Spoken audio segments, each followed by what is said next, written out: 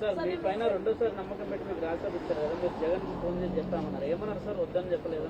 వద్దని రాజీనామా చేయొద్దని రాజీనామా మీకు ఎందుకు ఆ డౌట్ ఎందుకు వచ్చింది? ఆయన అడిగారు, మీరు వెయిట్ చేయాలా? అది చెప్పండి. జగన్ గారికి నేను అన్ని వివరంగా చెప్పాను. ఈ పరిస్థితుల్లో నేను న్యాయం చేయలేనన్నటువంటి విషయం కూడా చెప్పాను. ఆయన అన్న అడ్వైజబుల్ కాదు, నువ్వు రాజీనామా చేయొద్దు, పార్టీ నీకు అండగా ఉంటుంది, మేమంతా నీకు అండగా ఉంటాం, నువ్వు తీసుకున్నటువంటి నిర్ణయం కరెక్ట్ కాదేమోనని ఆయన చెప్పడం జరిగింది. అయినప్పటికీ కూడా నా నిర్ణయం బట్టి నేను ముందుకు వెళ్తా ఉన్నాను. మీరు అనుకుంటే న్యాయం ఏంటి సార్? న్యాయం చేయలేని అంటున్నారు. మీరు ఒక ఏమనుకోవద్దు, క్లారిటీ ఉండాలి క్వశ్చన్ వేస్తే. క్లారిటీ లేని క్వశ్చన్స్ కానీ పదవికి న్యాయం చేయలేదు అంటున్నారు. న్యాయం చేయడం అంటే ఏంది అని అడుగుతున్నారు. మీరు ఏ పత్రిక మీరు మీ యొక్క ఉద్యోగ ధర్మానికి మీరు న్యాయం చేస్తున్నారా? చెప్పండి. అది కాదులే సార్, మీరు ఆన్సర్ చెప్పండి. మీరు క్లారిటీతో అడగండి. ఆయన అడిగింది ఏంటంటే, ఇప్పుడు మీరు అంటున్నారు కదా నేను న్యాయం చేయలేకపోతున్నాను, అందుకే నేను నా ప్లేస్ లో వేరే ఒకరిని పెట్టాలని. అంటే మీకు సరైనటువంటి గౌరవం ఇవ్వకపోవడం వల్లనే నేను ఒక్కటే చెప్తా ఉన్నా, నేను దైవ భక్తుడిని, నేను అబద్ధాలు చెప్పలేను. అబద్ధాలు చెప్పకుండా ఈ కాలంలో రాజకీయాల్లో రాణించడం అన్నటువంటిది కష్టంగా ఉంది. నా మనసుకి తోచిన విధంగా నేను రాణించలేను రాజకీయాల్లో నన్ను నిర్ణయించుకున్నాను. ఇది వాస్తవం. నువ్వు ఇన్ఫరెన్సెస్ డ్రా చేయొద్దు, నేను చెప్పింది విను. రాధాకృష్ణ చెప్తున్నాడు, సరేనా?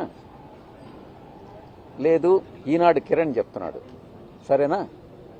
ఎందుకు అసందర్భమైనటువంటి ప్రశ్నలు అనవసరం. నువ్వు అడగాల్సింది క్లారిటీతో అడుగు, నేను చెప్తాను.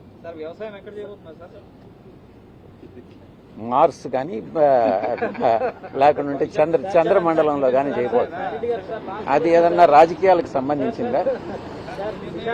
విశాఖపట్నంలో మీ పైన కొంతమంది ఆరోపణల సందర్భంలో మీరు ఒంటరిగా ప్రెస్ మీట్ పెట్టారు. పార్టీ ఆ రోజు మీ పట్ల ఎవరు కూడా వచ్చి మీకు ధైర్యంగా మీ వెనక నిలబడడం చెప్పారు. కేవలం ఆ సందర్భంలో అవంతి శ్రీనివాస్ గారు ఒక్కరే మీతో పాటు కూర్చొని ప్రెస్ కాన్ఫరెన్స్ కండక్ట్ చేశారు కదా.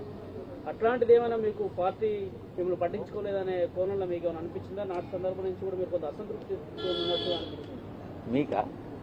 డెఫినెట్లీ మీకందరికీ అనిపించిందా? సోషల్ మీడియాలో ఇప్పుడు మీరు రాజీనామా చేసినట్టే సజ్జల ఉన్నాడు, సజ్జల చేయబట్టే విజయసాయి రెడ్డి రాజీనామా చేసినట్టు పెద్ద ఎత్తున మళ్ళీ చెప్పండి. సోషల్ మీడియాలో కూడా మళ్ళీ విజయసాయి రెడ్డి ప్రాతినిధ్యం ఎవ్వరూ తగ్గించలేరు, ఏ ఒక్కరూ తగ్గించలేరు. నా కెపాసిటీస్ నాకుంటాయి.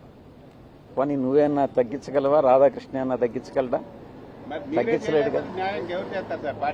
నా కెపాసిటీ నా సామర్థ్యం ఏందనేది నాకు తెలుస్తుంది. దాన్ని కృష్ణ అంచనా వేయలేడు, ఇంకొకరు అంచనా వేయలేడు. నా దృష్టిలో నేను న్యాయం చేయగలిగితే నేను చేస్తానని చెప్తాను, లేకుండా ఉంటే నేను చేయలేనని చెప్తాను. ఈ సందర్భంలో ఇప్పుడు నేను చెప్పినటువంటి అన్ని వాస్తవాలు. ఈయన అడిగినట్టుగా ఇప్పుడు నిజం చెప్పు అని అంటున్నాడు కదా, ఇవన్నీ కూడా నిజాలే. ఎప్పుడూ అబద్ధం చెప్పలేదు, గతంలో కూడా అబద్ధం చెప్పలేదు. ఒకటి క్లారిటీగా అడుగుతాను, చెప్పండి. ఇప్పటి వరకు క్లారిటీతో అడగలేదా? అట్లా అంటే మళ్ళీ ఇప్పటి వరకు మీరు చెప్పిన ఏదైనా కూడా ఒకటి క్లారిటీ. సాక్షిలో రాసింది, పార్టీ శ్రేణులు ఆగ్రహాన్ని వ్యక్తం చేస్తున్నాయి. మీ నిర్ణయం వల్ల కూటమికి అనుకూలంగా, కూటమికి లాభం చేకూర్చేలాగా మీరు నిర్ణయం తీసుకున్నారు. ఇప్పుడు పార్టీ కష్టాల్లో ఉన్నప్పుడు మీరు గల విప్పాల్సినటువంటి సమయం వచ్చినప్పుడు మీరు ఈ నిర్ణయం తీసుకోవడం కూటమికి లాభం చేకూర్చడం అనేది పార్టీ శ్రేణులకు ఆగ్రహాన్ని తెప్పిస్తున్నారని సాక్షిలో రాశారు. ఎప్పుడు రాశారు? ఈ రోజు.